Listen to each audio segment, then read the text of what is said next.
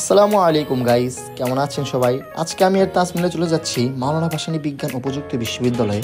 এটি টাঙ্গাইল জেলার সন্তোষে অবস্থিত। এই বিশ্ববিদ্যালয়টি 1999 সালে তৎকালীন প্রধানমন্ত্রী প্রতিষ্ঠা করেন। আর তৎকালীন প্রধানমন্ত্রী ছিলেন একজন বিখ্যাত মানুষ, সবাই তো ওনাকে খুব ভালো করে চেনেন।